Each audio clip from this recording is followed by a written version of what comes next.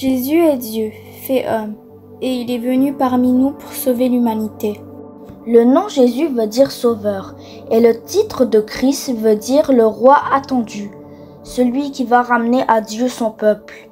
Par sa vie, ses paroles et son enseignement, il nous a révélé qu'il était lui-même Dieu, tout en étant totalement homme, ce que la tradition chrétienne appellera la double nature de Jésus homme et Dieu. Par sa naissance, sa vie et sa mort, il appartient à notre humanité. Jésus est né de la Vierge Marie par la puissance du Saint-Esprit.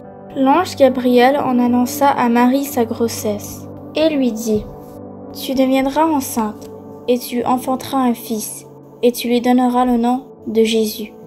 Il sera grand et sera appelé Fils du Très-Haut. » Il lui dit aussi « Le Saint-Esprit viendra sur toi et la puissance du Très-Haut te couvrira de son ombre. C'est pourquoi le Saint-Enfant qui naîtra de toi sera appelé Fils de Dieu. » Il est mentionné aussi dans la Bible que lorsque Jésus fut baptisé, il sortit de l'eau et les cieux s'ouvrirent. Il vit l'Esprit de Dieu descendre comme une colombe et venir sur lui.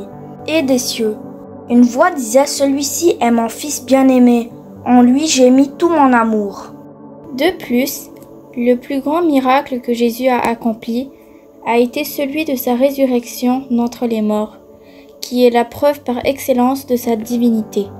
Il a vaincu la mort. Voici d'autres preuves bibliques de la divinité de Jésus.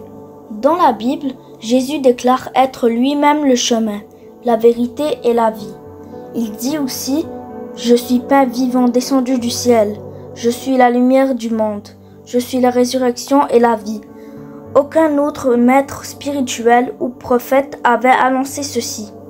Au lieu de conduire les hommes à Dieu comme les autres, Jésus les conduit vers lui-même en disant « Je suis la porte. Si quelqu'un entre en passant par moi, il sera sauvé. Je suis la vigne et vous êtes les sarments.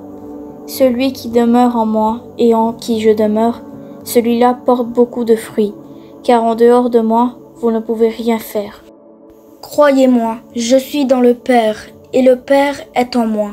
Si vous ne me croyez pas, croyez du moins à cause des œuvres elles-mêmes. » Il dit aussi, en vérité je vous le dis, avant qu'Abraham soit né, je suis. L'apôtre Jean insiste sur la divinité de Jésus.